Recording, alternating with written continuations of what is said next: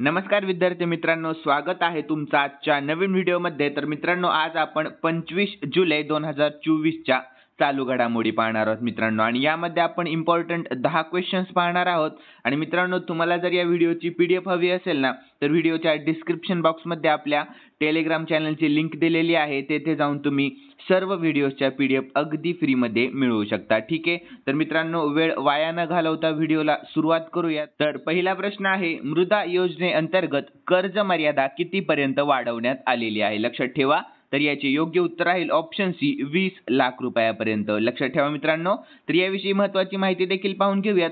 अर्थमंत्री निर्मला सीतारामन यांनी केंद्रीय अर्थसंकल्प 2024 मध्ये मृदा योजनेअंतर्गत कर्जाची मर्यादा 20 लाखांपर्यंत वाढवलेली आहे। तर पूर्वी ही मर्यादा फक्त 10 लाख रुपये होती। लक्षात ठेवा, ही सुविधा ज्यांनी यापूर्वी तरुण वर्गात घेतलेले कर्ज घेतले आहे आणि यशस्वीपणे परतफेड केली आहे त्यांच्यासाठी आहे। लक्षात ठेवा।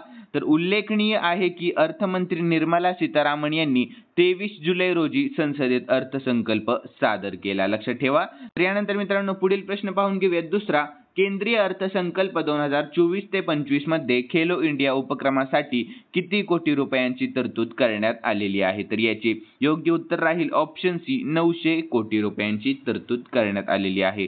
तर याविषयी महत्त्वाची माहिती देखील पाहून घेऊयात। अर्थमंत्री निर्मला सीतारामन यांनी देशातील खेळांना प्रोत्साहन देण्यासाठी 2024 ते 25 च्या केंद्रीय अर्थसंकल्पात 3442 कोटी रुपयांची तरतूद केली आहे। तर त्यापैकी 900 कोटी रुपये खेलो इंडिया उपक्रमासाठी ठेवण्यात आलेले आहेत। तर पंतप्रधान नरेंद्र मोदी यांच्या नेतृत्वाखाली सरकारच्या तिसऱ्या कार्यकाळातील हा पहिला अर्थसंकल्प होता। लक्षात ठेवा, खूप इम्पॉर्टंट माहिती आहे। तर सध्याचे क्रीडा मंत्री आहेत किरेन रिजिजू। लक्षात ठेवा, किरेन रिजिजू। ठीक आहे मित्रांनो। तर यानंतर प्रश्न तिसरा पाहून घेऊयात। तर केंद्रीय अर्थसंकल्प 2024 ते 25 मध्ये किती संरक्षण बजेट ठेवण्यात आलेले आहे? खूप इम्पॉर्टंट प्रश्न आहे। तर याचे योग्य उत्तर राहील ऑप्शन बी, 6.22 लाख कोटी। लक्षात ठेवा। तर यानंतर महत्त्वाची माहिती देखील पाहून घेऊयात। संरक्षण मंत्रालयाला 2024 ते 25 या आर्थिक वर्षाच्या नियमित केंद्रीय अर्थसंकल्पात 6.22 लाख कोटी रुपयांची विक्रमी वाटप करण्यात आलेली आहे, जी सर्व मंत्रालयांमध्ये सर्वाधिक वाटप आहे। लक्षात ठेवा। तर एकूण वाटप मागील आर्थिक वर्षाच्या तुलनेत 18.43% जास्त आहे आणि 27.66% भांडवली खर्चासाठी राखून ठेवलेली आहे। लक्षात ठेवा। तर मित्रांनो, सध्याचे संरक्षण मंत्री आहेत राजनाथ सिंह। लक्षात ठेवा मित्रांनो। तर यानंतर मित्रांनो, पुढील चौथा प्रश्न देखील पाहून घेऊयात। कृष्णन वेंकट सुब्रमण्यम यांची अलीकडेच कोणत्या बँकेचे सीईओ आणि एमडी म्हणून नियुक्ती करण्यात आलेली आहे? लक्षात ठेवा, खूप इम्पॉर्टंट प्रश्न आहे। तर याचे योग्य उत्तर राहील ऑप्शन ए, फेडरल बँक। लक्षात ठेवा, ऑप्शन ए, फेडरल बँक। ठीक आहे। तर याविषयी महत्त्वाची माहिती देखील पाहून घेऊयात। रिझर्व्ह बँक ऑफ इंडिया आरबीआयने फेडरल बँकेचे व्यवस्थापकीय संचालक आणि मुख्य कार्यकारी अधिकारी म्हणून कृष्णन वेंकट सुब्रमण्यम यांची नियुक्ती मंजूर केलेली आहे। तर सुब्रमण्यम यांचा 3 वर्षाचा कार्यकाळ 23 सप्टेंबर 2024 पासून सुरू होणार आहे। सध्या श्याम श्रीनिवासन हे बँकेचे एमडी आणि सीईओ आहेत। लक्षात ठेवा। तर फेडरल बँकेची स्थापना पाहून घेऊयात मित्रांनो आपण। स्थापना झालेली आहे 23 एप्रिल 1931 मध्ये आणि मुख्यालय आहे कोची, केरळमध्ये। लक्षात ठेवा। तर मित्रांनो, पुढील प्रश्न पाहून घेऊयात। पाचवा, नीती आयोगाने अलीकडेच ग्लोबल साऊथ इनोव्हेशन प्रोग्रामसाठी कोणासोबत सहकार्य केलेले आहे? लक्षात ठेवा। तर याचे योग्य उत्तर राहील ऑप्शन सी, WIPO सोबत। लक्षात ठेवा, ऑप्शन सी, WIPO। ठीक आहे। तर याविषयी महत्त्वाची माहिती देखील पाहून घेऊयात मित्रांनो। नीती आयोग आणि जागतिक बौद्धिक संपदा संघटना WIPO यांनी अलीकडेच ग्लोबल साऊथ इनोव्हेशन प्रोग्राम अंतर्गत एक करार केलेला आहे। या कार्यक्रमाअंतर्गत ग्लोबल साऊथच्या देशांसाठी नाविन्य, उद्योजकता आणि बौद्धिक संपदा IP या दिशेने संयुक्त कार्यक्रम चालवले जातील। तर मित्रांनो, नीती आयोगाची स्थापना झालेली आहे 1 जानेवारी 2015 मध्ये आणि मुख्यालय आहे नवी दिल्ली आणि सध्याचे अध्यक्ष आहेत नरेंद्र मोदी। लक्षात ठेवा। आणि यानंतर मित्रांनो, आपण WIPO चा लॉंग फॉर्म पाहून घेऊयात। वर्ल्ड इंटेलेक्चुअल प्रॉपर्टी ऑर्गनायझेशन लक्षात ठेवा आणि मुख्यालय आहे जिनिव्हा स्वित्झर्लंडमध्ये आणि स्थापना झालेली आहे 14 जुलै 1967 मध्ये आणि तेथील महासंचालक आहेत डेरेन टॅग लक्षात ठेवा। तर पुढील 6वा प्रश्न देखील पाहून घेऊयात मित्रांनो आपण। मुंबई क्रिकेट असोसिएशनचे सर्वात तरुण अध्यक्ष कोण बनलेले आहेत लक्षात ठेवा, इम्पॉर्टंट प्रश्न आहे। तर याचे योग्य उत्तर राहील ऑप्शन डी अजिंक्य नाईक हे सर्वात तरुण अध्यक्ष बनलेले आहेत। ठीक आहे, तर महत्त्वाची माहिती देखील पाहून घेऊयात। वयाच्या 37व्या वर्षी अजिंक्य नाईक यांना मुंबई क्रिकेट असोसिएशनचे अध्यक्ष बनवण्यात आलेले आहे। तर वयाच्या कितव्या वर्षी? 37व्या वर्षी लक्षात ठेवा। तर यानंतर पुढील पॉईंट पाहून घेऊयात। अजिंक्य नाईक मुंबई क्रिकेट असोसिएशनचा MCA सर्वात तरुण अध्यक्ष बनलेला आहे लक्षात ठेवा। तर MCA चे माजी अध्यक्ष अमोल काळे यांच्या निधनामुळे या निवडणुका घेण्यात आलेल्या आहेत लक्षात ठेवा। तर पुढील प्रश्न आहे 7वा। नुकत्याच प्रसिद्ध झालेल्या हेनले पासपोर्ट इंडेक्स मध्ये कोण अव्वल आहे? तर याचे योग्य उत्तर आहे ऑप्शन ए सिंगापूर लक्षात ठेवा, ऑप्शन ए सिंगापूर। ठीक आहे मित्रांनो, तर यानंतर महत्त्वाची माहिती देखील पाहून घेऊयात।